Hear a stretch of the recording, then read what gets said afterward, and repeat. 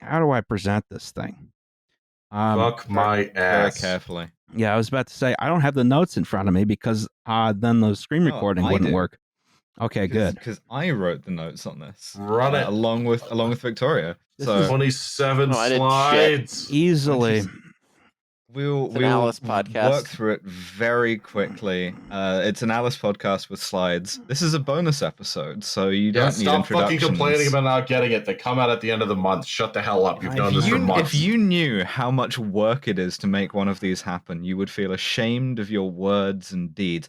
I think this is the hardest anyone's ever They never worked, do. including They never the guy fucking who do. got dunked in the hot acid vat. I'm working harder than that guy ever did. Hang on, now. let me pause my torrents. Sorry, I was wondering why you guys were God. breaking up. This is what I mean. Yeah, oh my this is God. what I mean. I personally have more endurance and bravery than any United States Marine. You can put that on the fucking record. I don't know. I this don't know is- that the guy who fell in the molten in the acid vat. I don't know that he was working especially hard. I think he just got unlucky. I just want to point out that I'm missing North Carolina, Iowa State for this because I had to pack my other monitor. So I don't know what any of those words mean. It's well, there's your problem. It's a Yeah. bonus it's the episode. bonus episode with episode. hostility. Yes. We got our best returning guest, Victoria Scott, on to talk about cars again. Yes. Thank you very much. You're much see- too kind. You Yes, see we before are. you a sigil, and what that sigil says to you is because we are going to talk about the Ford Edsel. Yes. This looks like a golden age, I don't know, some sort of very shitty superhero It's a good symbol. It's a good looking logo. Close. It's a good looking logo. Meet the Green Lantern's cousin, the Green Etern. Yes. It's They should be like spinning onto screen and like a sort of superhero thing. In between The the sound! scenes. Yeah, exactly. We can't So hum the let's- Batman theme because then we'll get copyright struck. Exactly. So let's Batman sort of scene transition over to the next slide, Yes. please. And we can start talking about American cars. The thing about American cars, it's too many fucking brands. Yes. Too many of them. You got to do something about this shit. And it was worse back in the day. Because, it's a big country. You need lots of types of cars. well, see, this is the thing. Initially you did. And initially there were like 50 different car companies because some asshole just set up a car company and you can make a car in your shed. Yes, the American then- Locomotive Company made cars. There was a automobile company in York named Pullman who simply stole the name because Pullman train cars were very good. Well, so did British Pullman, in fairness. Yeah. And then you had Stanley Steamers. You had whatchamacallit. You had Studebakers. You had your what's the one? Packards. You had your you Hudson's? could have a Doble steam car. Nash? Yeah, Yes, the Nash? Doble steam car, your favorite. You got a Nash Rambler. Here's a fun thing about like the way the early American auto industry was. I've driven a car called a Columbia. It was made by some guy who was a Union general in like the Civil War.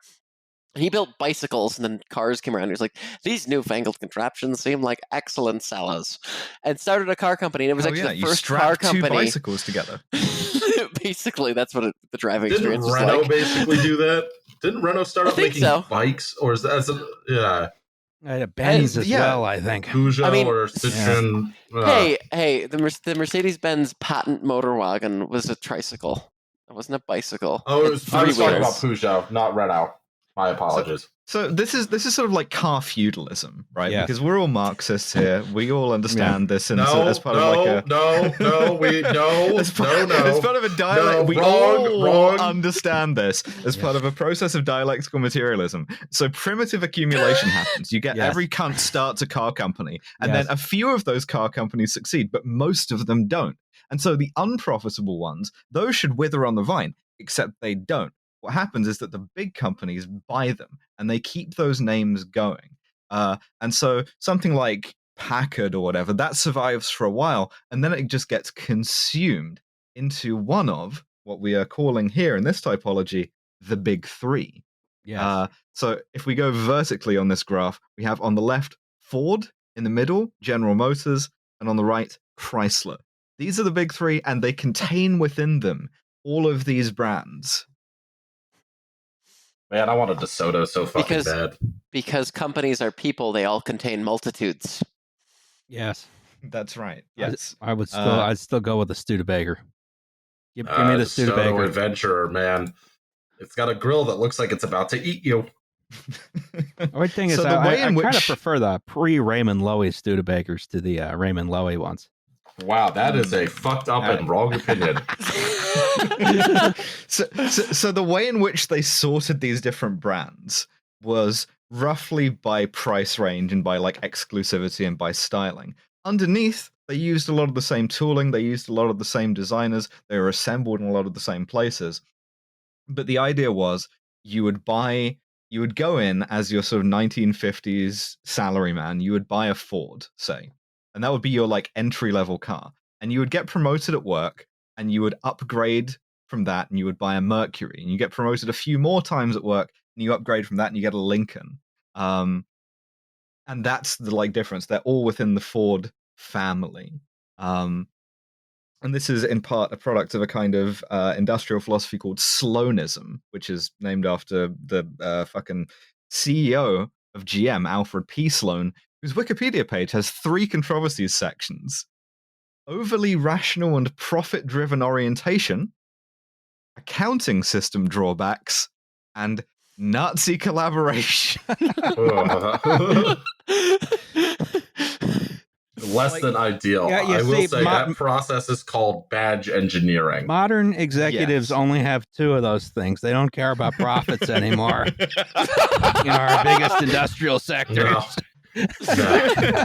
Well, because GM owned Opel, as in like the Opel Blitz, the truck that the Nazis used. So like Sloan went into sort of doing business with Nazi Germany and stayed in it for a surprisingly long time, very much with his eyes open. Oh, it's not surprising, Alice. Yeah. No. So Sloanism is, we have this like Fordist production line. We have this sort of efficiency. It's now so efficient that we can do sort of like interchangeability and flexibility and make a bunch of different cars with different supply chains. And eventually this gets to the point that like you're trying to sell people on the idea that you need to buy a new car every year. And the reason why you need to buy a new car every year is because this year it has a slightly different fender or like slightly different hubcaps. Yes. And these sort of like these changes in style keep it like current. They're meant to attract women because women be shopping.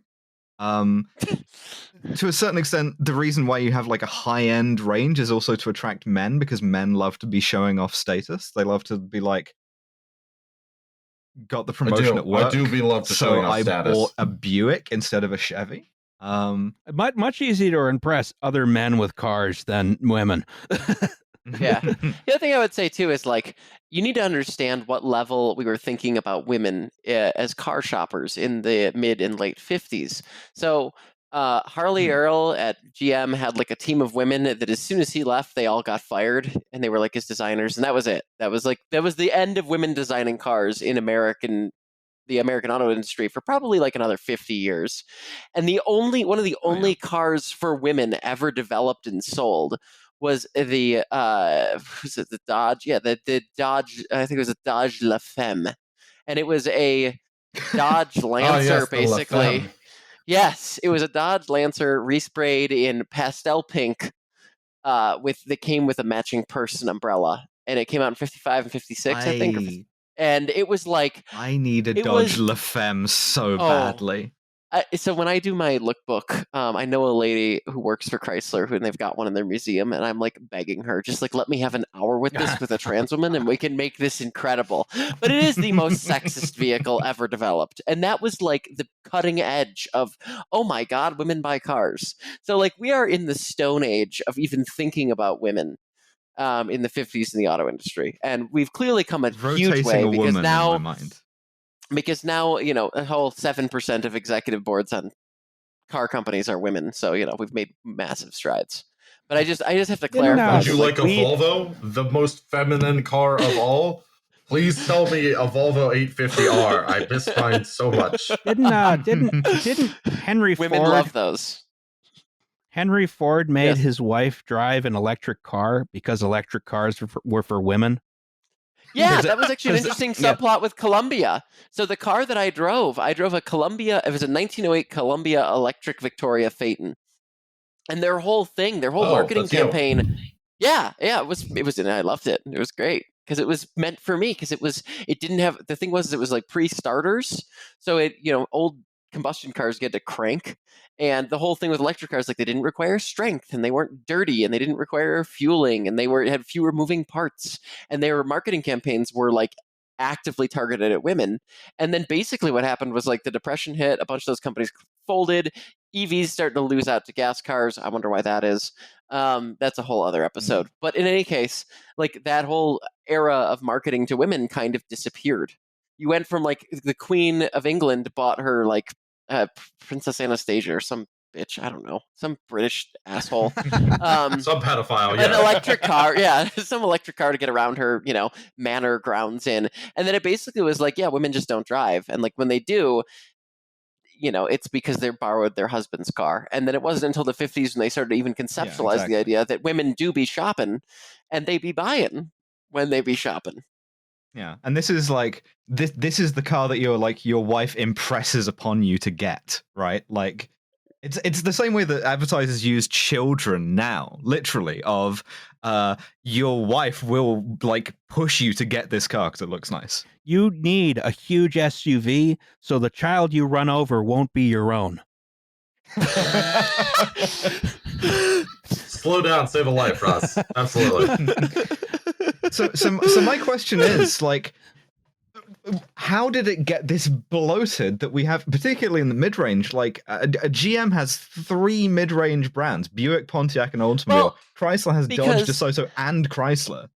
Because they were all marketed at, like, it was, I think the thing you have to think about too is, like, and this is something I probably should talk about later in the episode, but, like, nowadays I would say cars are a little bit more globally targeted, right? Like, Kia has built a image for their range that encompasses, like, both, like, cool EVs, and they had the Stinger for a while. I think that's getting discontinued, but that was, like, their young, 30-something sports sedan.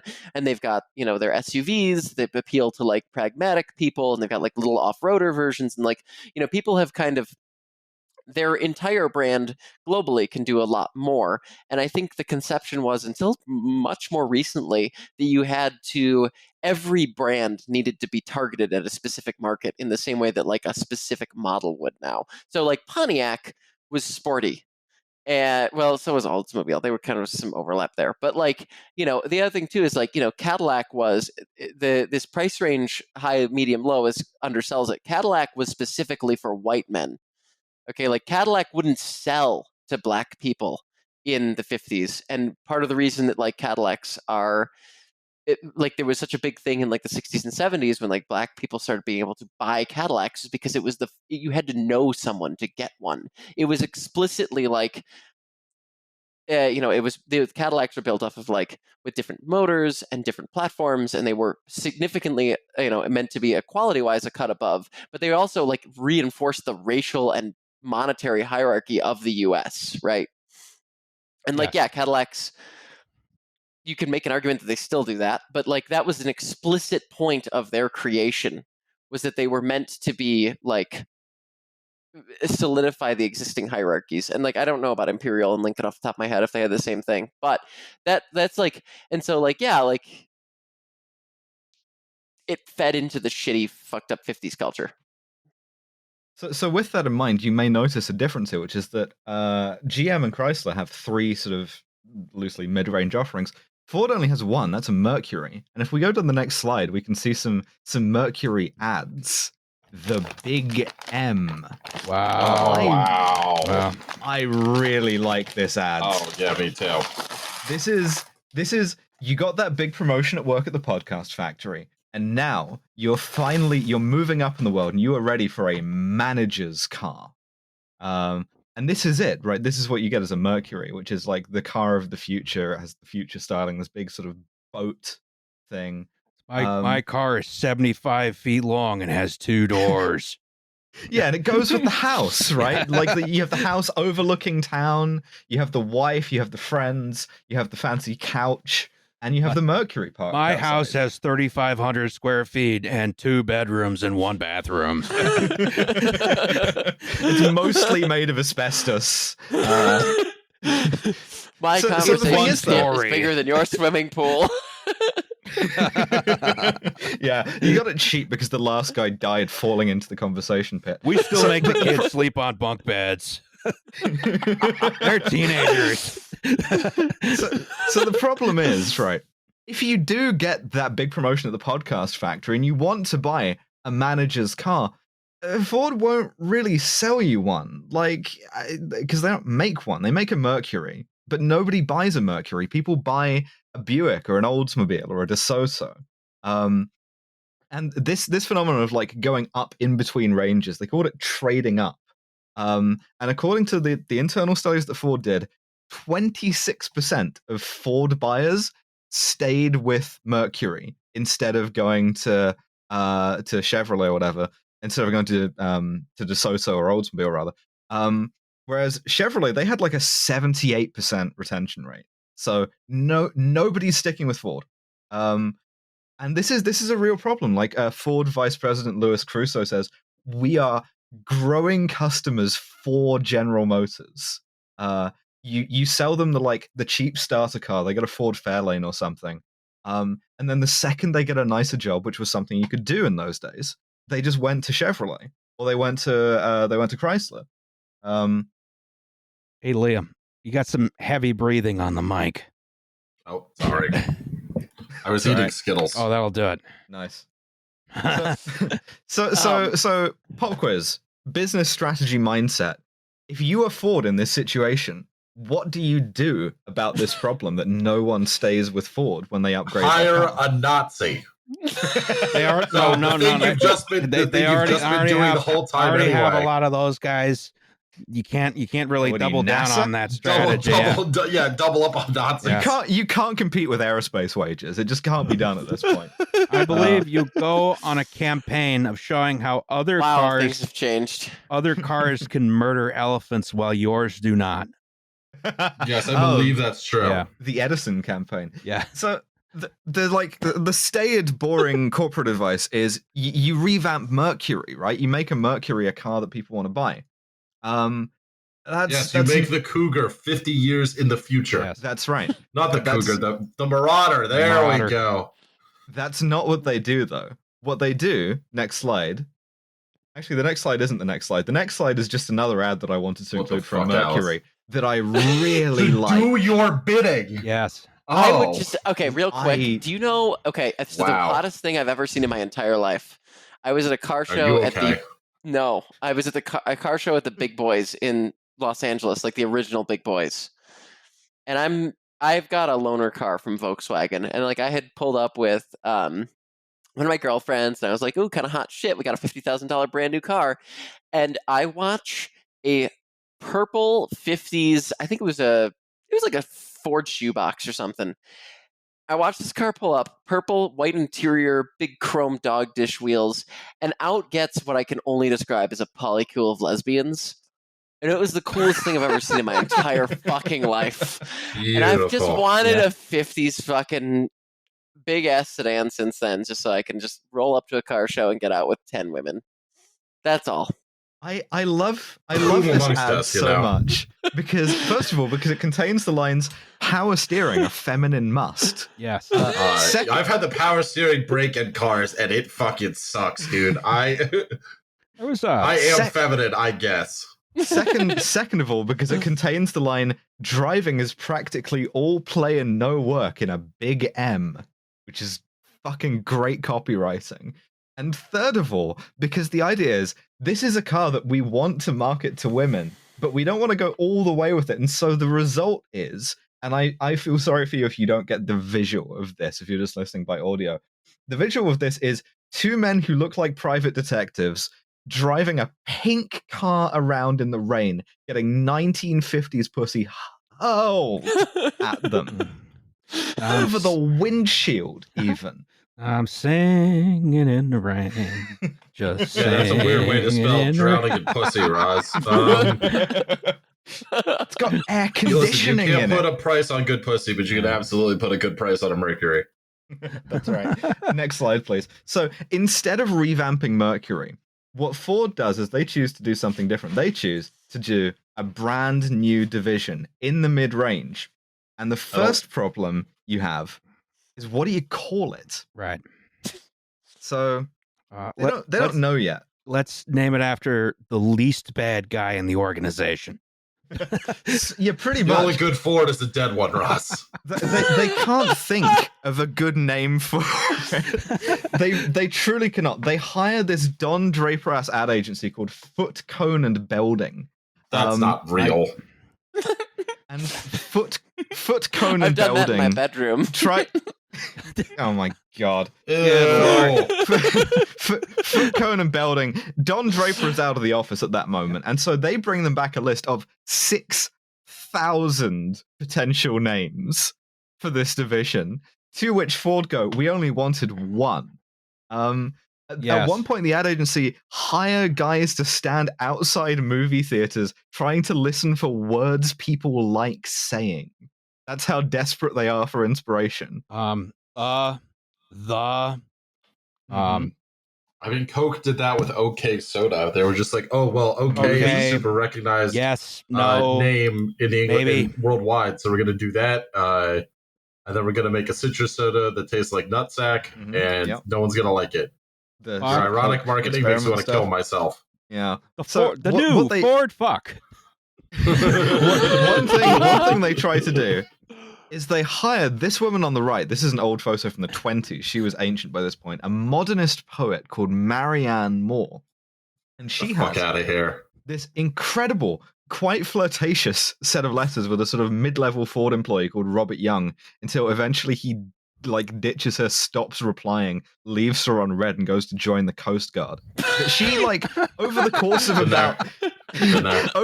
of about 2 years, she sends him increasingly unprompted suggestions for what to name this new division. I have a list. The list is way too long because I love all of them. It was a chore trying to pare these down, so I'm just going to read into the record here some of Marianne Moore's potential names for Ford's new mid-range division. Utopian Turtle Top. Yes. Varsity Stroke. What? I've done that. Pastelagram. That's a rowing reference. Ross, you want to come over? Good lord. Astronaut with an A. Oh, astronaut's kind of sick. Yes. Symmetromatic. Never mind. That's a good Hurricane one. Acceptor. I like the idea that these were in racy letters that are just like, I can't wait for you to fuck the farts out of my ass. But also By the way, brainstorming. the new division should be called Thunder Blender. Oh yeah. Thunder Blender. That sounds like a Cleveland steamer. Yeah, giving her This Sunday at the Municipal Arena, the Thunder Blender. You'll pay for the whole seat, but you'll only need the edge. Resilient Bullet. Intelligent Bullet. What? Intelligent Whale. Those are what they used on Kennedy. In one of her Latin moods, Andante con moto. Magic Gravure. Turbo Torque. Okay, that one goes hard. Anticipator. That's not bad for a turbo diesel. That actually works. Yes. Aeroterre. The Impeccable. And then my personal favorite, which is why I saved it for last, Mongoose Civique. Yes. Okay, but They should have sent a poet, truly. You could have been driving around in a Mongoose Civique to this day. I mean, the Mongusta was literally it's mongoose, and that was because mongooses can kill cobras. Yeah, that's true, isn't it? Fuck. Someone did True, it. yeah. And also, Civic was a good name. Yeah, as we learned. Mongoose Dude, Civic? Tommaso, you left us too soon. Should have done Mongoose Civic. Meanwhile, the guys on the left are sitting around getting all of these increasingly weird letters and sort of going And stroking themselves to it, yes. and panicking. We have ideas and we don't have to pay for them. No, these are all too weird. There's too much shit going on here. You're weird. Because they're all company men, right? Yeah. They all love the Fords. They all love Henry Ford. But like the name Ford is already taken. What's the next best thing? What's the most sycophantic thing you can imagine? Well, how about the first name of his son, Edsel Ford? Oh, that's unappealing. It's an unpleasant word to say. It's meaningful to Ford guys and no one else. Also, Henry Ford hated his son in a sort of like there will be blood sort of way, because Edsel Ford, like all the shit in Detroit that's like the Ford, Cultural Foundation for the Arts or whatever, all of that was Edsel. Henry Ford didn't give a shit about that. He just wanted to publish his little anti-Semitic newsletters. Edsel also gave the time of day to the unions. Edsel, and this was like one of those things that really set some of these guys of that era off. It was sort of like Walt Disney, who I believe disowned everyone who supported the animators union. Ford was very much the same way, except Ward Kimball. But that's a story for a different day. So Edsel Ford is dead at this point. He died really young because of his father's hate, possibly. He's sort of like a Jay Gatsby figure. Sort of irradiated by his father's hate. Yeah. Henry Ford spent a lot of the last part of his life trying to kill his son with his mind, and apparently triumphed eventually. Yes. And so Edsel's son, Henry Ford II, Henry Ford I's grandson, he's on the left in this picture here. He's on the board. He hates the idea of naming it after his dad. He thinks he's weirded out by it. He thinks his dad would have been weirded out by it, but it doesn't matter. The board of like sort of sycophants outvotes him, and they pick the name Edsel, which, as they admit, it fails somewhat of the resonance, gaiety, and zest we were seeking, but it has a personal dignity and meaning to many of us here. And so all of the branding for this shit is complete with a big E dish on the table there. So I'm thinking more beautiful names here, like no, I'm not even gonna say them because I know people who are named all of them. Never mind. Mongoose Civic. Should have called Mongoose Victoria. Next slide, please. Yeah, they should have got. I don't know why there are more trans marketers. We have to fucking name ourselves every fucking time. Why don't they just have us come up with things for stuff? My God. I literally named myself Alice. I don't have a lot of imagination in terms of naming stuff. So surprising number of trans women in Philly named June, apparently. No. So they do early market research. So early, in fact, that the name market research hasn't been invented yet. It's still called motivational research. No. And they do a lot of this. Like, they buy all the research they can. And the idea is, the guy they're trying to sell it to, the Edsel has to be the smart car for young executives on his way up.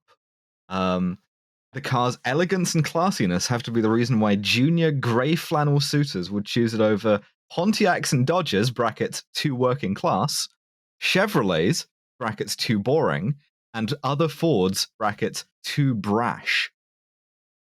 And they're competing directly against Oldsmobile, which is the automobile choice of the adventurous man in middle age, apparently. So all of the little typologies of all of these little brands at this point. And I feel like this market may be too niche. Yeah, for sure. There's but like also 38 guys in Cleveland, Ohio. They're like, we're selling you this car. Yeah. Here's Edsel for you 38 people. Go fuck yourself. Edsel.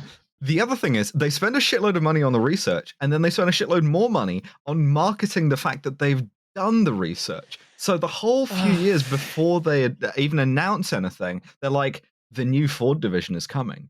We're not going to tell you anything yet, except that we have hired our nation's brightest minds. Here's where you have me on the episode, right? This has not changed. Yeah. At all. So I think something that's kind of crucial that I wish so bad I could talk more openly about. This is a bonus episode, so why the fuck not, right? But when I go to automotive events, like a launch event, okay? So this would be something like convincing the automotive press that this car deserves to exist, because that's what a launch event is. A launch event for me, like when I went to go drive the BMW i7, right? Like, it's not for me to go and be like, is this a good electric car? That's how I evaluate it, because that's how I'm going to write my story regardless. But the main reason those events are held, and the main way that those presentations are set up, and the way that the pitch is made, is to convince me that BMW knows best, right? BMW has figured out the ecologically friendly way to build, market, and sell an EV. They have done the market research. The 7 Series is still the gold standard of luxury sedans. And I'm using this because it was the most recent one I went to. It doesn't matter if it's BMW or Subaru or Chevy or whoever. Everybody is like this. Every single product launch is still ultimately a pitch to the press to carry the message for them that this company knows what they're doing. They did all the research, they did the diligence, and this car is, for whatever the current topic du jour is the perfect match. So like with EVs, a lot of it stems around like sustainability. Granted, now, what's funny about it is like that's part of the reason why these events are so fucking fancy, right? Like I stay at 5-star hotels in expensive cities and I fly there for free. And, for example, I went on a drive for an EV, and I won't say what company it was. I will say that, there's a constellation that looks a lot like their logo. But in any case, I went to a drive for an EV, and I took a private chartered airplane from the mainland of California to an island and drove around EVs that had been charged on diesel generators. International waters. After watching like a propaganda film, an hour and a half long presentation about how eco-friendly they were, and it was one of those things where it's like, yeah, it doesn't matter if they don't believe that and they don't live up to it, but the goal is to convince you as the automotive press that everything they say is 100% true. And I wrote a review that was just a review. I didn't write anything derogatory about the launch event itself, but the industry still works exactly like this. And so, like, what's interesting to me about Edsel is that they went in so hard on the rational company, know exactly what people want, because that is like this the advent of modern it's like the original sin. Yeah, it's like the original sin for this. It's like the press of the time were told in no uncertain terms, and this is like the first time this had happened. The Ford Motor Corporation knows scientifically what people want better than they do, and this is going to be it. And so at some point in the midst of this, you have to design the actual car. Next slide, please. Hold on 1 second. I just got a big delivery of food. Okay. Anyway, there we go. It's Thanksgiving leftovers from upstairs. Because it's the 50s and a bunch of grapes of wrath, mustard-based right? Carolina barbecue sauce that would get on. Nice. Roz, I'm going to stab you unless you bring that to my house. There is a crime here beyond denunciation. Not the barbecue, the cars. Because we're in the years of excess, and the years of excess mean you open a new brand with designing 7 cars in 18 possible combinations. All of these use like existing Ford and Mercury bodies. The Ford Fairlane becomes the Ranger and the Pacer. The Mercury Monterey and Montclair become the Corsair and the Citation. The Ford station wagons become Edsel station wagons. There are like 90 different potential combinations of car that Edsel will sell you. And that's before you even get into like added like optional extras, like at this point, a radio or a heater or floor mats. It's just this constellation of cars, which sort of like is impossible to keep track of, very difficult to sell. And next slide, please. We can talk about the design process. We got some very early design sketches here. A little rough Oh looking. wow! Oh boy! Why does the one have I'm so happy to see you. It's got a car vagina. Yeah. You're really busting that pussy, dude. Stealing the thunder from. I was trying to keep this under wraps. Like I was trying to keep the design of the Edsel as out of sight as possible until I got to the slide where I called it a car pussy. But What they did was they put a pussy on. They put a pussy. They did GRS on a Ford. They did. They put a vagina on the front of a Ford. So what they want is a vertical radiator because that's new. No one else really does it. Like there have been cars in the 30s that did it with the big sort of like forward like ship's prow looking hoods.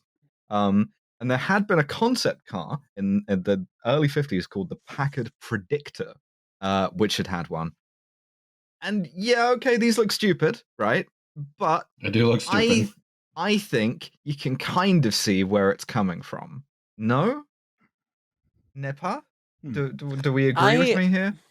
I think that there are cars that could have looked good. They could have made. That's about as much as I'll say. Next slide, please. They also do some genuinely innovative features. Most notably, gear shift on the steering wheel. They call this system the Teletouch. It wasn't that crazy. The thing People is like complain about it because they keep like changing gears when they hit the horn. You already had like 3 on the tree though, right? How did this one work? Yeah. Well, this is you push automatic. Button. Oh, there's a receive gear. Nice. It's an automatic. Oh, I see. Mm-hmm. Oh, I don't like that. No, it was not good. Is the thing, right? Like it was like, well, it was innovative, but was it good? No. No. The whole point of an automatic transmission is that I don't have to fucking choose the gear. Why are you making me still do it? I digress. Also, if I can draw your attention to, if you just follow the sort of like upmost spoke of the steering wheel upwards, you will see a big inverted pie dish looking thing. That's the speedometer. It rotates under glass, under this big sort of like canopy. It was originally meant to have cruise control, but they couldn't work out how to do that. So instead, it just had a little like reminder indicator of what maximum speed you wanted to be at. Also, it had here's the other thing too. Like one of the things that people like, and I see this note in here, so like I want to go off about it, or maybe it's not in here. I don't know. I saw a bunch of people when I was doing research for this episode. Everybody's like, it has self-adjusting brakes, and it's like, cool. You know what year self-adjusting brakes came out? 1925.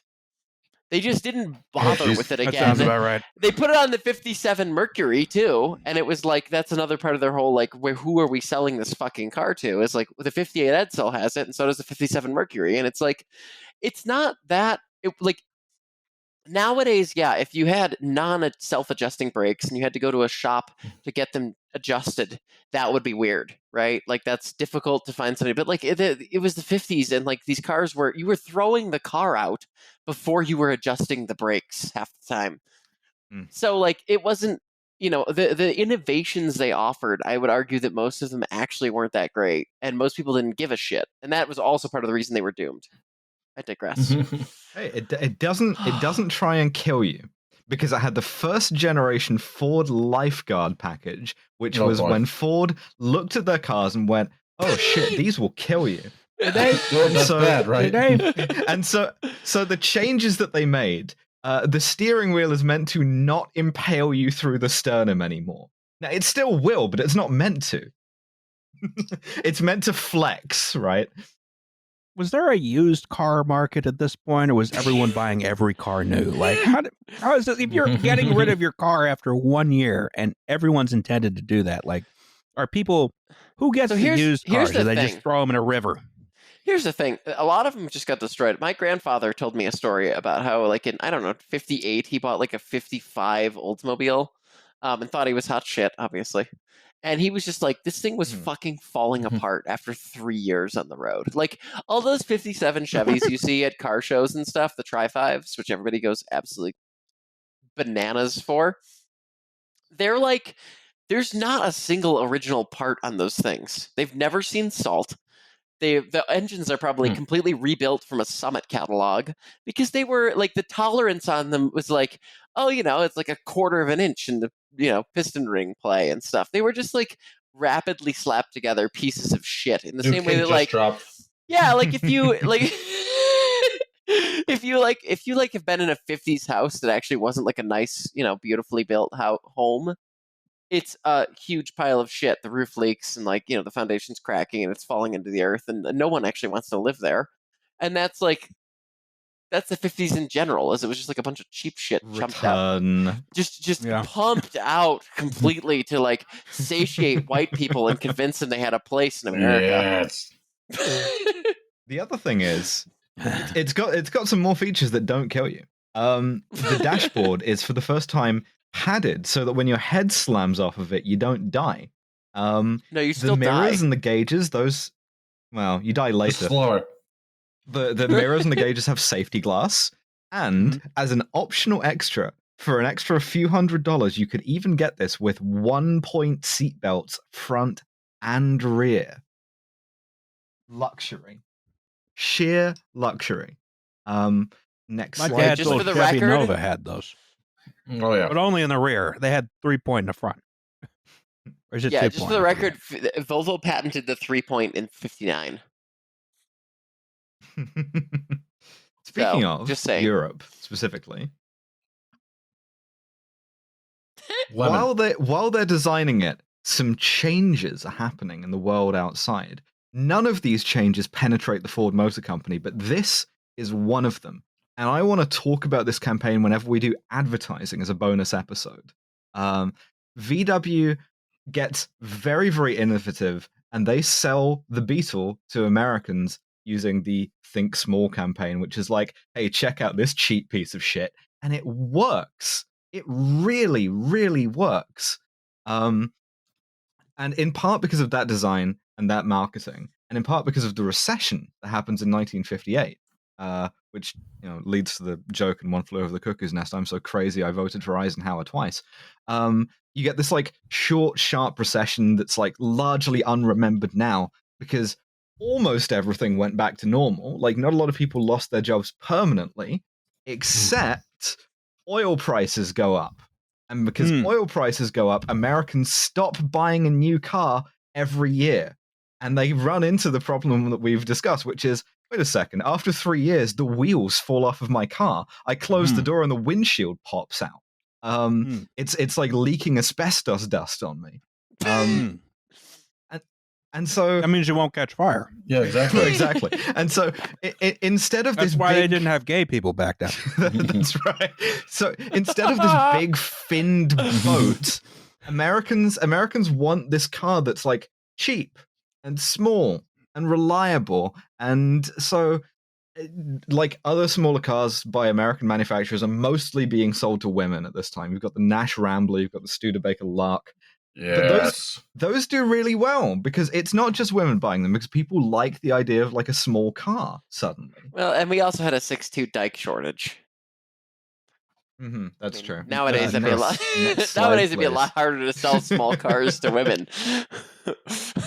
Meanwhile, they're still designing these things, and look at these fucking tail lights.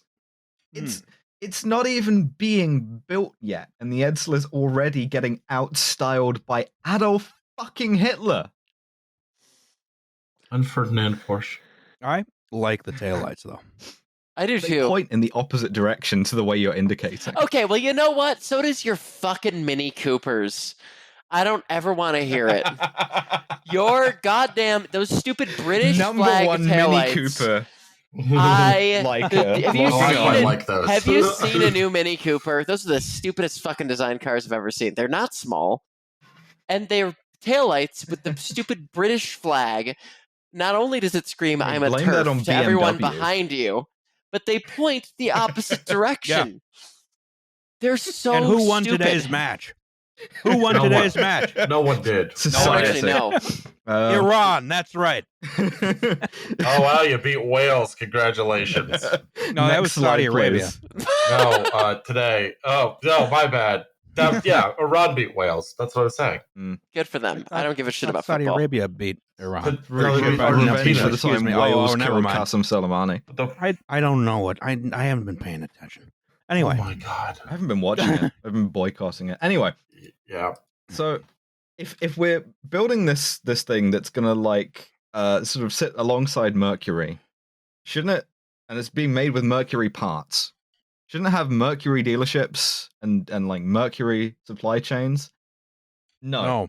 fuck that, fuck all that, excess years. We are going to build everything over from scratch in a year as a self-sufficient company. The Edsel division is going to have its own headquarters, looks like this. It's going to have its own dealers. In every respect, it's going to be independent, except manufacturing, which is a problem. You're trying to do sort of a Stalin 5-year plan, but in like 1 year. Yeah, the 1 year plan. The 1 year plan, yeah. And the reason why you do this is because that's what GM does. And hey, GM are taking our customers, so they must be onto something. They would have had independent factories too. The reason why they don't is because boy genius Robert McNamara enters the story at this point. If you're not familiar with Robert McNamara, I highly recommend a documentary called The Fog of War by Errol Morris, which is about his life, his career. He's sort of like the Thomas Midgley Jr. of management. He sort of like existed in the American century, culminating like he was one of the whiz kids who was hired on to be like to like manage Ford, and then he became Secretary of Defense during the Vietnam War, and then he worked for the World Bank. So like he came out of the U.S. Army Air Force's Office of Statistical Control after World War II, which sounds like a video game plot thing. Yeah, this is the guy who like second in 1946, and I would like to note Alice used the term "whiz kids." That was actually what they called him. So, just making that clear here. This is the guy who like punches a bunch of like body counts into an adding machine and tells you that you need to do more area bombing. That's been his entire life, and now he's going to make cars. And so the first thing that he does is no, this has to use the same manufacturing, has to use the same factories as Ford, as Mercury, which is a problem in that Edsel has quality assurance guys that then don't get let in the factories where they're building them. Next slide. Yeah, don't worry about that. Once again, very, very much a 5-year plan type thing. Yes, these are the factories where they're building them, and perhaps predictably, workers hate building these things because this is a Ford line. It's a Mercury line. And then all of a sudden, every 50th car that comes down the line is an Edsel. And this is met with groans because when an Edsel comes in, you have to change all the tooling. You have to change all the parts bins. You have to move them to like a bunch of different like operations. And then once you've built it, you have to change all of that shit back again because the next one's a Ford or a Mercury. Why don't they do them in batches? That's a great question. Shut up, Roz. And the answer is Robert McNamara thought it would be less efficient. And so this leads to a sort of like real sort of like 80s British car making standard. Like you have parts being left in the trunk with a note for the dealership mechanics, or just like being missed entirely. It's got like, doors hanging off and shit. But most of all, it has bad vibes and it isn't fun to be around. And it just kind of there's like a psychic phenomenon that happens here. Like as soon as people see an Edsel and groan, it like accrues this little bit of like lemonness, and that just only accumulates more the more of these they have to build. Well, and also, okay, I'm going to be an automotive journalist again, if that's okay. Please. The initial launch. Fuck you. Shut up. Liam, please. Go on. No, the thing is like the initial launch of a car is incredibly crucial to its success. And so like if you look at modern companies that have launched new brands, two of the success stories that I like to look at are Lexus and Genesis. Okay, nobody is like, wow, I love Infinities, and nobody's like, there's no 18-year-olds living near Fort Bragg would beg to disagree with you. I also would say 18-year-olds living near what's the fort in Northern Virginia? G37s are their own thing. Okay, Are you talking about Fort Belvoir? Yes. Yep. Okay. Yeah, I knew some people who are like, yeah, look at my Infinity. There's definitely it's not just a Nissan. It's not just a Nissan with leather. Hey, stop laughing at me. It's not just a Nissan. I will say, I've driven a everyone hated that guy. Home of Army intelligence. Everyone hated that guy. Everyone on the rowing team hated that guy. It's really funny. I will say, okay, I've driven a G37. It has MILF energy. I will not explain about that. But in any case, an Infiniti G37 for is you, like... Victoria. It does not have, like... Nobody aspires to an Infiniti, and Lexus was able to position themselves as like a premier automaker on the level of BMW and Mercedes-Benz because they spent $1 billion developing the LS400. And like that's why Matt Farah has like his million-mile Lexus, right? That car was developed to literal perfection. No car in human history has ever had more research, development, and engineering go into it to be basically perfect. The 1UZ FE, which is the V8 engine that underpins the LS400, is the most reliable, robust V8 motor ever constructed. It is a masterpiece because Toyota looked at what they were about to do. They were like, we're going to spend a ton of money on developing a luxury brand. We have got to nail this shit. And they did. And now Lexus is like an accepted luxury manufacturer. And, Nissan didn't do that with Infiniti. Nissan threw Nissan motors into cars with leather, and they're nice, and I like them, and sometimes they build good ones, but like they do not have the same cachet as a Lexus. And Hyundai did the same thing with Genesis. They were like, as a Korean manufacturer, we've gone from building the Excel to like the Stinger. We need to keep going, and they in like 20 years too, which is wild. It's insane. The Korean auto manufacturers are like, if we did a show called "Well, There's Your Solution," that would be a one to cover. I cannot believe they fucking pulled it off, and they build amazing cars. Now, go ahead. What if you made Victoria? I respect your opinion. I respect your knowledge very much. You are obviously very bright and very talented. However, how dare you skip the LS7? I was going to say Elon Musk seems to have knocked down how do you start a luxury brand while also making the cars bad. Well, Tesla's done some interesting stuff in like the direct to consumer model and like shit like that, but I am amazed, like the GV70 is so fucking nice. Oh my god, yeah. And I want one very badly. You should get one. I would like to see that. No, you are gonna when you come to Central Pennsylvania, so we can go see a dirt track race. So we can. Yeah. All I'm gonna buy. What I'm gonna buy. Viewers, I guess you're already subscribed to the Patreon if you're hearing this. But CTSV. Up your tier, even though we like barely record bonus episodes. So we're recording a bonus episode now. Stop fucking DMing us. So, you have to cut them. You might have to cut you calling them. Yeah, just bleep it. Yeah. Just bleep it. Sorry. So next slide, call please. the listeners. No. I mean, we can, but Liam can't. It's gendered. Wait, whoa! Wait a second. Okay. Having lived as both, I'm pretty sure that applied to me at many times in my life. Oh my god! Good for you. Good for you. So you are so pretty. we build all of the cars. We build them really poorly. Now we have to launch them. We have to talk about a day that will live in infamy: September 4th, 1957, or E-Day. And the Edsel is on its way.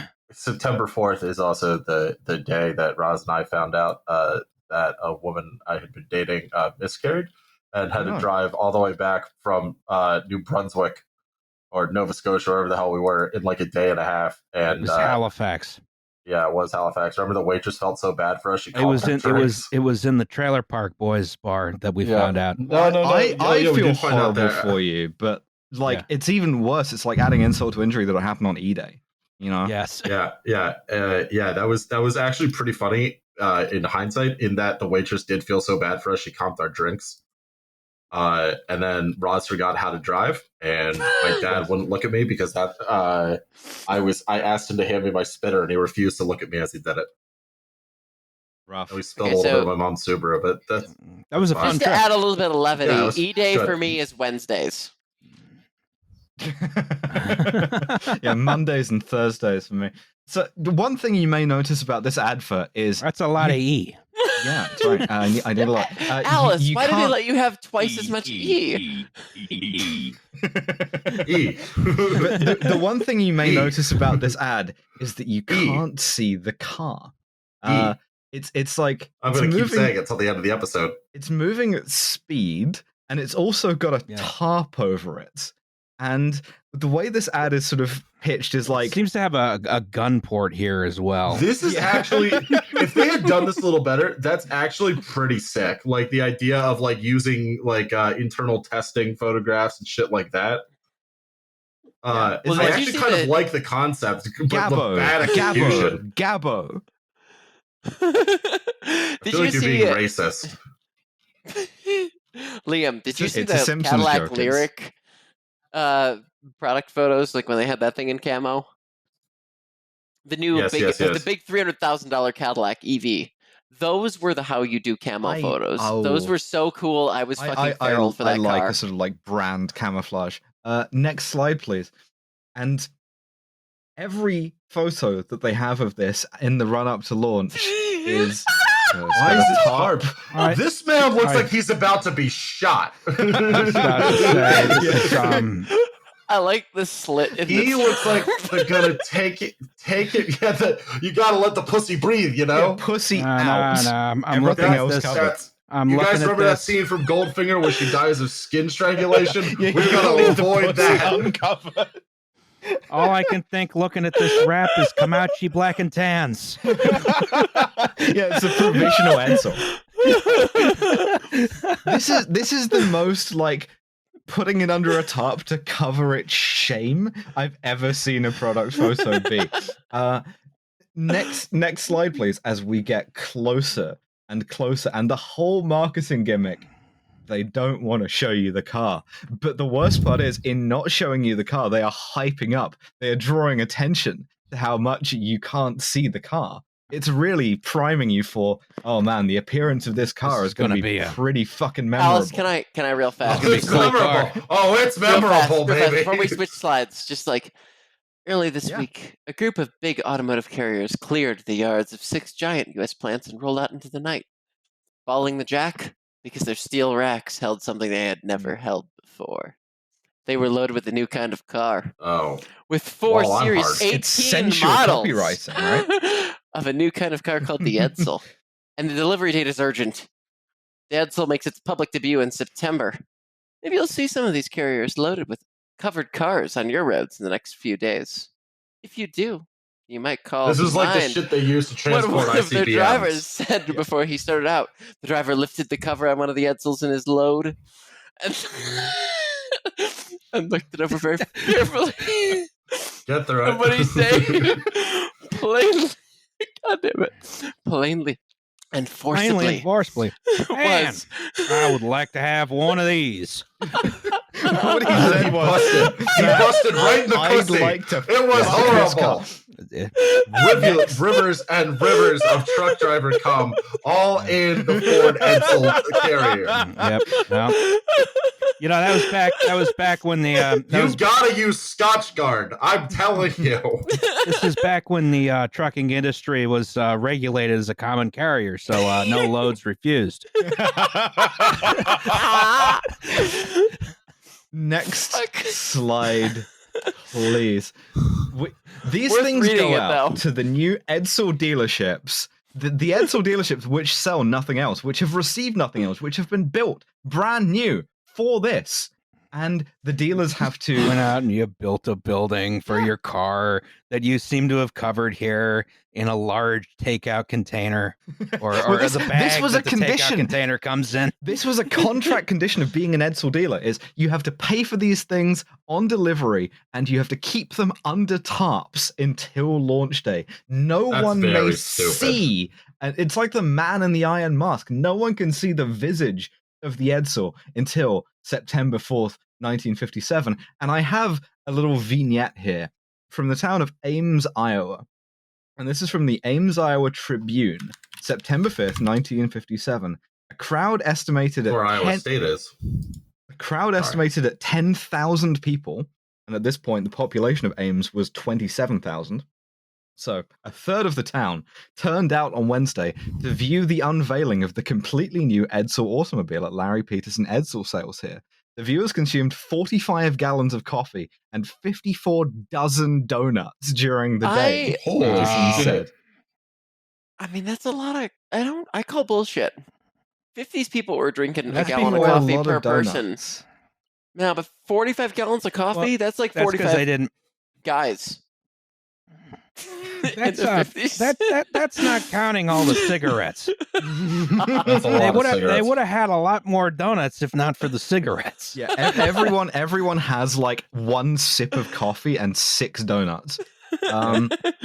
Next slide, please. They also Ford also sponsors the Edsel show on CBS. This is amusingly the most successful television show of the year. It's Bing Crosby's breakthrough into TV. It's got Bob Hope. It's got Louis Armstrong. It's got Frank fucking Sinatra. They're all saying, buy an Edsel.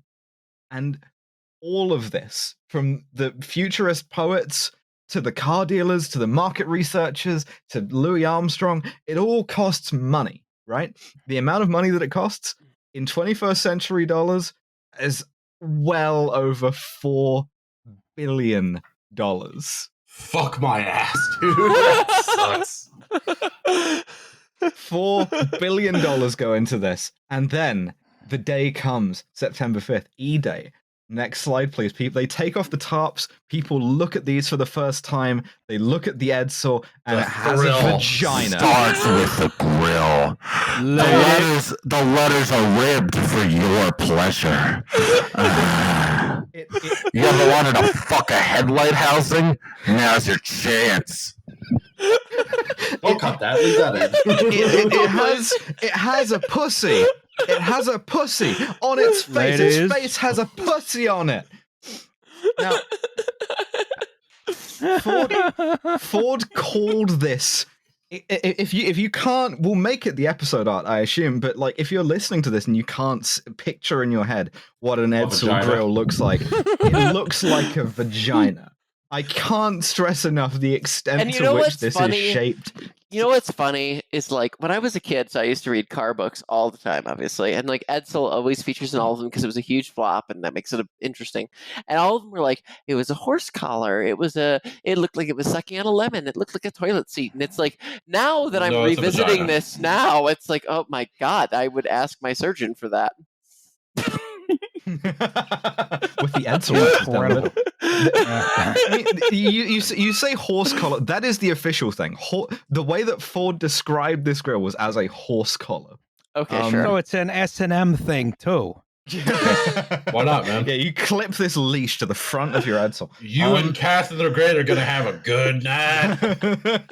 This guys, remember Mr. Hands? It's kind of like that. This car and its vagina is a Freudian assault on the 1950s man's psyche, up there with Betty Friedan. You couldn't buy this, man. If you were a self-respecting grey flannel suit wearing, 4 drinks in the morning having, sort of like chain smoking, all-American man. You imagine showing your face at the office, admittedly drunk off your ass, but imagine rolling this into the parking lot. This looks like a car that I would drive, and I mean that derogatorily. I genuinely believe if it didn't have the pussy on it, we would not be talking about it. We wouldn't be doing this episode because it would have been a failure, maybe, but none remarkable. But not like the arch deluxe levels. Well, yeah. This is a car marketed as the people who were in charge of. This is a car marketed to the people who were in charge of destroying a bunch of literature from Weimar Germany, but who kept some of it. Yeah. Oh my god. Well, the other thing too is like this is a $4 billion. Had a monopoly on the moustache grill. See, here's the thing: like everything up to this point, they did right according to the modern automotive landscape. They spent $4 billion launching a brand new car that was supposed to satiate this market segment that they had not thought about previously. And the thing is they just fucked it so spectacularly. That's why it's phenomenal. Because like, there are a ton of failed cars from like the 70s and 80s that are like footnotes. The only one that elevates to a level above kind of, made it to mass popular culture failure is like the DeLorean because it was in a movie, and the Yugo because it was But communist. that was still cool. Like, yeah, everybody wanted yeah. a DeLorean. They were cool as shit. And like this one is just a failure because it was I guess so. the Aztec, but like the Aztec's kind of cool now. And the Yes, the Aztec Aztec is also. cool now. Also, the Tesla Model Y or whatever, the Model X is just an Aztec. Yeah. Look at it. Look at them side by side. I've said this on the show before. They're the same car. Shut up. The dirty secret of the modern crossover is that they all have more in common with the Aztec than they do with any other SUV. The Aztec predicted the modern crossover, and so like the only way the Edsel could have been a success really and is if like you get it with a cooler. If every car Ooh. came with a vagina on its face, then the Edsel would have been, brilliant, I suppose. But like the Aztec was actually brilliant, and the Edsel was just like a vagina with a car around it. Weirdly, this doesn't sell that badly on the numbers. It sells like 60-something thousand in the first year, which is below Ford's expectations, but it's not bad. They break even. But people hate it because it's a joke, and no one likes driving a joke apart from us. Like, Johnny Carson, who I believe is some kind of American religious figure, not sure, check this, was like making jokes about these like this on late night TV. It was a joke prize on game shows. Like, you've won a brand new car, and they hit the applause sign, and Edsel Villager, and they hit the laugh sign. This is like how Jon Stewart tried to make Arby's bad. Arby's is good, man. Arby's is good. First like Arby's bad? Yeah, Jon Stewart made Arby's the butt of a whole bunch of jokes. It's I was like, no, Arby's is good. Wow. They got curly fries and they got horsey sauce. You can buy horsey sauce in the grocery store, right? Wow. Yeah, I thought of you, but I forgot to text you that. Anyway, it just goes to show sometimes the media takes good things and tries to say they're bad. The lying media. Yes, the MSN, the mainstream media. Yeah, the failing New York Times will tell you that this grill looks like a pussy. When I don't think I can ethically say. I don't think I can say the failing New York Times anymore. Yeah, why can't you? You have a non-compete agreement. Yeah, go fuck yourself. I haven't eaten dinner. The failing Washington Post. And so, like, a lot of people who do buy this are trading in Fords or Mercuries, which is on the one hand what they wanted. Like, you wanted to like retain customers, but they're doing it too early, and so you're kind of like robbing yourself of your own customers. Sort of robbing Peter to pay Paul. Yeah. I do have a question. Do we know how long the like average ownership period of this car was? I actually don't, and that's something I wish I had looked up for this, because yeah, I think it may be like sort of 1 or 2 years even. Okay. And also, like, the other thing is the pricing of this. Like, if you buy the top end Ford with like the luxury trim and like all the optional extras and shit, you're paying $2,499, $2,499. If you're buying the lowest priced Mercury, which is like the next thing up, it's like $2,600. And like the Edsel's like around like $2,500. There's not much difference. Like, if you can get so you're sort of cannibalizing your own sales. Exactly. If you can get like a top end Ford, like the best Ford going with all of the extra shit in it for $20 less, and if you get the Edsel, you have to pay extra for a heater or a radio or whatever, or like a remote trunk opening. Why would you do that? You wouldn't. You would buy a Ford, you would buy a Mercury, or perhaps you would go to GM and you would buy a Buick or an Oldsmobile. I'm just thinking of all the tooling and all the heavy gauge steel and all of the chromium and all of the blah, blah, blah that goes into this car that's going to be produced for one model year and then thrown out. And then they do it all over again with a whole new set of tooling. It's like, it's just incredible to think. That kind of speaks to some of the design imperatives here, in that pretty much any car manufacturer of the period, they will let you do anything to a car other than change the amount of like sheet metal that's going into it. Right. Like, Yeah, imagine Okay. that's like down to the ounce, basically. exactly. And so like that's how you get the pussy grill. That's one of the things. It's like one of the design constraints that leads you to it is how can I make this car distinctive when I can change nothing about how it functions? And all I have is styling. And I can't even like the headlights are standard and they come in standard brackets and mounting, so I can't change the headlights. All I've got left to work with is like big lumps of chrome for fenders and grills, basically, which is what they do, and putting like fins and shit on there. But I mean, I'm thinking you've got all these huge presses that have to like push down on the sheet metal Sure. with a special die. Yep. And then you got to throw them out each year and build new ones. You know, it's amazing what we could do in the 1950s. We can't do now. Or I guess Grapes technically of we wrath can. shit. Yeah. It's pure waste. They were like, liquefying the gay every people and possible using them sense. to build the casts. That was, from my understanding, The that's ones basically who what the got- 50s was. Right, yeah. This is not next good for slide, weight savings. There's too many dudes in here. You asked about retention of these cars. So next slide, please. Well, one thing about them is that, like all of these 50s cars, but like unusually for them, they rust like crazy because they're Oh, so no. poorly built. They have sort of optimistic speedometers. They have lying odometers. They have trunks that leak. I found this screenshot Like a is from Tesla. yeah, well, exactly. Yeah. I found this screenshot from a Popular Mechanics article from March of 1958. Edsel owners don't agree about the attractiveness of the grille, but all seem to agree that it's distinctive. And it contains another hysterical sentence. More than a third of Edsel owners have no complaints about their cars.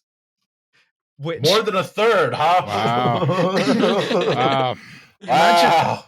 Imagine writing that about a car being sold now. It's like, hey, guess what? 36% of people It's not so bad. like it.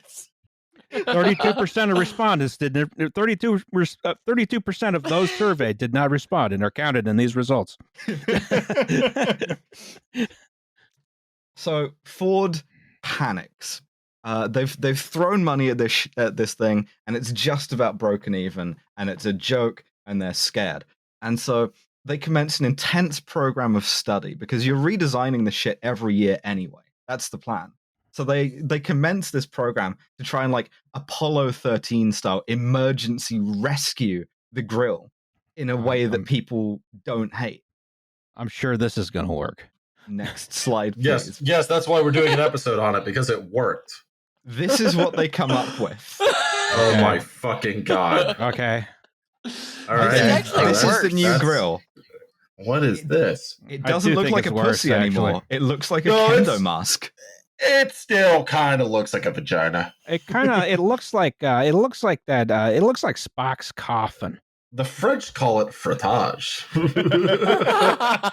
And they do kind of like, they do austerity to themselves. They pare back the model line to 3.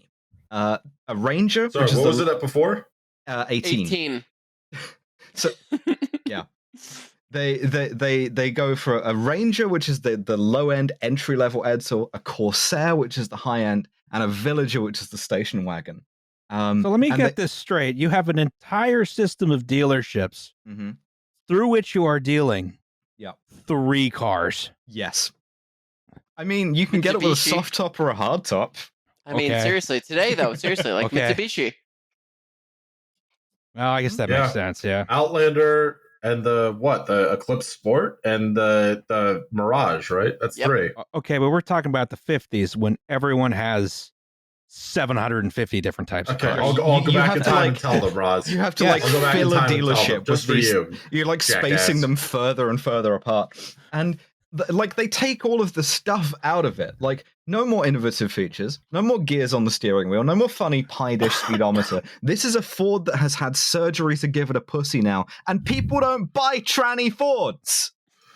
Oh, Alice. You might Speak have to for bleep me. yourself, Alice. Alice. They also, because they're panicking, they take all this shit out and they increase the price by what would be about $2,000 today. So it's like, does less, pay more. They sell. Do you want a weird car, Ooh. which is also boring? Yes. They sell 45,000 of these that year, which is 20,000 less than the year before. They are losing money, and so the panic becomes much more acute for the second model year, 1959. So we enter the final model year. Next slide, please. 1960. They just flat out remove the pussy. The pussy is gone. We understand that you don't like it. It's gone. Here, are you happy now? No, bring the pussy back. I don't know that was the biggest problem with the car. Thrifty. Nobody gives you style and savings the way Edsel does. And no one buys it. Like, then, either. It's like, it's too much of a joke now. They keep trying to, like, stem the bleeding, but ultimately they discontinue Edsel in November of 1959. And the total number, start to finish, in those 3 years that they sold, 116,000. They only built 118,000. They sold less than half the cars they thought they were going to. They lost $2.4 billion on this. Just a disaster from start to finish. The other thing too is like they accomplished nothing in terms of like marketing themselves as far as like between that Ford and Mercury point. I don't think they convinced anyone that this was more luxurious, despite the fact they had all those features. No one was buying that shit, literally or figuratively. Yeah, you can drive your car off the road to where your husband is hunting, and you can take the dogs. That's their selling point here. That's their vision. Are you sure the dogs aren't hunting the Edsel? Yeah. Slow moving prey. Compare that to the Mercury ads that we saw at the beginning, and talk about visions of your lifestyle driving this car. This is meant to be this is meant to be competing with the Mercury in terms of luxury. It's like in between. It's like it doesn't work. I also have a graph of the economy. The economy happened to this car. Next slide, please. This is the recession of 1958. They timed it exactly wrongly by accident. In that they went, okay, fuck it, make this thing the year before U.S. car sales peaked. I think all time. No, that can't be all time. But that's definitely not all time. No, certainly not. Ignore that. Strike that from the record. Today we make 1 billion cars a day. There are over 3 trillion cars on Earth. And they're coming for you. They will run over you and your children. The course of this episode. We use an entire Brazil of lithium per day.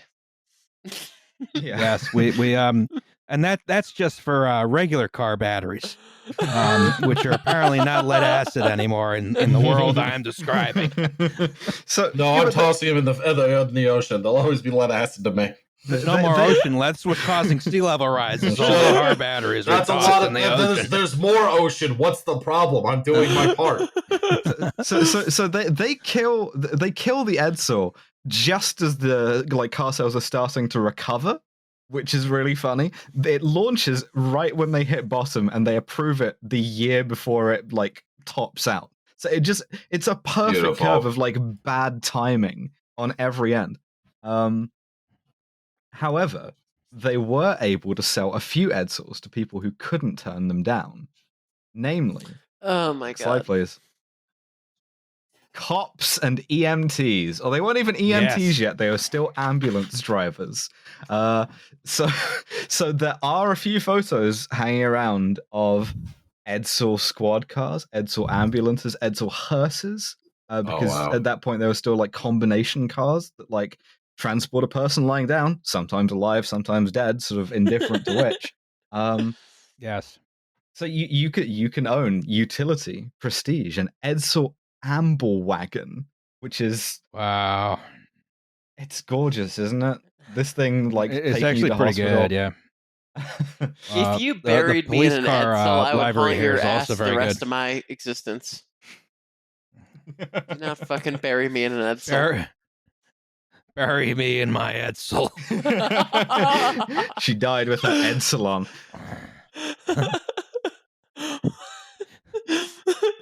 I think this is the goofiest looking car I've ever seen. It's fantastic. Imagine getting pulled over by one of these. Like it's the 50s. You're drinking and driving to the point where Yeah. it's illegal, which is to say, you've had 6 drinks that hour.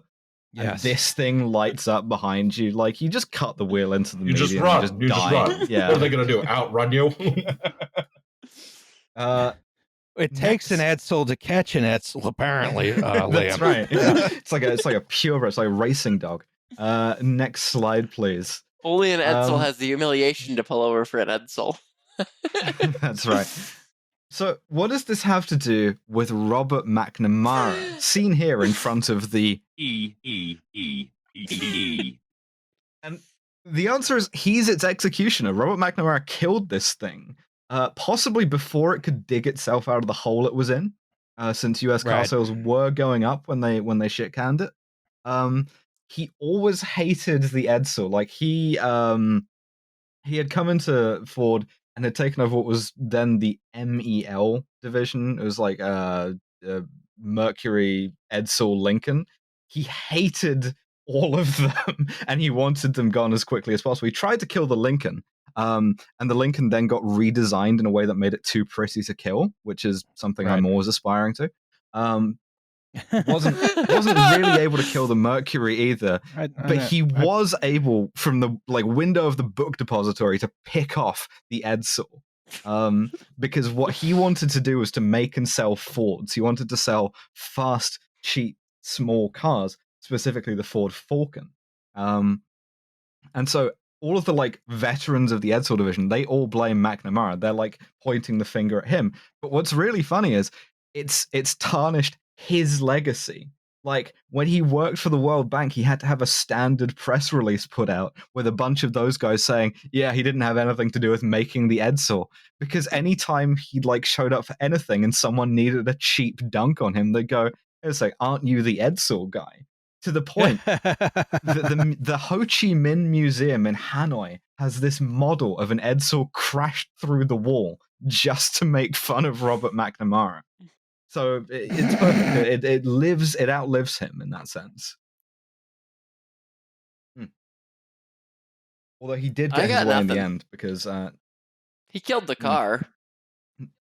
He did kill the car and Next a lot of Vietnamese. Yeah, he killed. I was gonna say, God, when he shows up to St. Peter, that's gonna be low on the list. He did kill Edsel, but that's gonna be below 250, 300,000 people. I mean, hard to be wow, man. In so killing the Edsel, he possibly saved the Ford Motor Company because this weirdly turned out to benefit Ford. One of the reasons why the Mustang is such the success that it is because people want to buy a small car, so he sells them a Ford Falcon, and then a Galaxy, and then a Mustang, and so on. And the Mustang carries on the same sort of launch pattern that an Edsel had. They had M Day, which was the same thing. All the Mustangs went out under tarps, and they did the big reveal. And it turns out that actually works quite well when it's a car that looks good and people want to drive. I think the other thing too with the Mustang is the thing that Ford did right with the Mustang, they did wrong with the Edsel, is the Mustang was kind of innovative, right? It was, the Falcon was a staid kind of. I mean, I love the Falcon. It was a really cool concept for a car, but the Mustang was the first one where they were what if we took a cheap car and made it sexy? The Mustang is the original tuner car, and this is the most sacrilegious thing I could ever possibly say. But inline six, 2-door, convertible or coupe version, it was Nancy Drew drove a Mustang, right? Because it was not a muscle car, and it nailed that kind of youthful aspiration. Nancy Drew Tokyo Drift. Look, okay, what? Except that it can only go in a straight line. Hey, in Tokyo Drift, though, they can drift one. It has a solid axle. They make okay drift cars. I've seen 2015 Mustangs do pretty good shit. But I guess what I'm saying is just like the thing that the Edsel got right was the idea of E-Day. It was just the car sucked a ton and it wasn't cool. They needed to do that again with a car that actually didn't suck shit. And the Mustang was the perfect car for that. Yeah. Next slide, please. My final slide, in fact, as we ask what happened to all the Edsels, and the answer is they just left them. Like, they crushed a bunch. They just left a bunch to rust, which they did. It's had a kind of a weird second run of popularity as a fun, quirky, sort of like preserved car, but much like every 50s car, it's like all of those have been rebuilt from scratch because the real thing is falling apart underneath. And it's just this historical legacy of like mismanagement, and no one can quite agree on why. There's sort of like different schools of thought about this, about whether like Ford had the right idea and the wrong timing, or just the wrong idea. Ultimately, I think it comes down to the fact that they put a big vagina on the front of it, and in a sort of deeply misogynist society. But yeah, that's the Ford Edsel. What did we learn from this? What can we say about this? Disposability is bad, especially in something as large as a car. I think you should take a, you should not own your car for 1 year and crush it. That's what my takeaway. I didn't realize how ethereal cars were at this time. Oh yeah, I mean, even the sustainable, the small ones, like if you bought a Beetle, like there's hardly any of those still around. Like there's an unusually high number for 50s cars, but still not a lot. People crushed them. Well, I'm just thinking like at the same time, like them too. Yeah. I'm just thinking like at the same time, like the railroads are still running stuff from like the 1890s.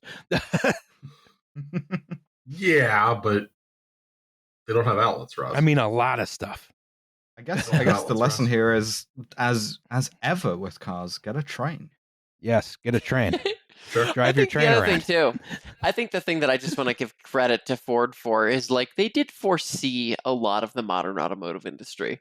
Like one of the things that's been interesting to me is like I worked in the auto industry full time this year, and we had several shows finally again after COVID, and no one gave a shit. Nobody launched anything. Nobody released anything. There was like, I think Kia did a redesigned Niro, and there was like a couple bespoke Rolls things, and I think Infiniti released a concept at Pebble Beach. But like, no one does main cycle, big car show releases anymore. They pick their own days. They launch things on eras where they can control a news cycle. They do, one of the things I remember specifically about, like, I went to the Integra launch. What the fuck, man? And that was a car that it's okay. That was a car that was like a big deal, and it was supposed to appeal to youth. And like I loved it personally, but like they did a whole big like NFT metaverse thing, right? And like, do I think it missed the mark? Absolutely. But they're trying to basically build and control a news cycle around every car launch now, and the Edsel was so good at being the I mean, whether you want to see this like visionary or a canary in the coal mine, it predicted the future state of the auto industry. And then the Mustang came out and it did it better, and then everybody has improved upon it since then, and now we'll never see car shows be big again for automotive journalists, and you'll never be like, oh, I got the magazine, automobile magazine after the auto show. Now it's going to be like, what are all the new models? You're not going to get that. When the C8 like Corvette, when the new Corvette was launched, they controlled their entire news cycle around it. There was nothing happening otherwise. Like, I'm pretty sure they made sure they paid off terrorists to make sure there was no bombings.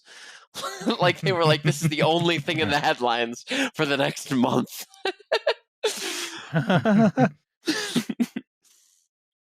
So, visionary in that way. It was also hideous, so that was also visionary too. Yeah, I don't like how every car looks now. I really don't care for it. This is true. In some ways prefer this. All cars look bad now. Cars look the same. They all look the same. Well, a lot of that's crash standards and shit, you cowards. True. Yeah, well, I mean, Yeah, they has She never should have those invented are, airDynamics either. Like, well, the those second are they crash worked out the standards like, to make sure. That's to make sure you kill the pedestrian instead of injuring them. That means there's less insurance, you know? Yes. yeah, they shouldn't have developed wind tunnel shit to the point where you could like use a computer to determine the mathematical car shape. Because I've seen the mathematically most efficient car shape, and I fucking hate it. Looks like a It's called the Pontiac Aztek, but Mercedes-Benz worse. EQS, and it looks like a fucking jelly bean with wheels. I Oh, hate it it. does. I hate that fucking car. Yeah. I mean, I also like. I've just, well, and again, this is a thing I'll admit on a bonus episode. I have it out for Mercedes-Benz because, like, as much as you know, That's fair. GM's engineers were looking makes out two for of us. Nazis. I mean, my God. Mercedes-Benz basically built a car that was designed to run over trans women in the 30s. And I haven't forgiven them for that shit yet. nor should we.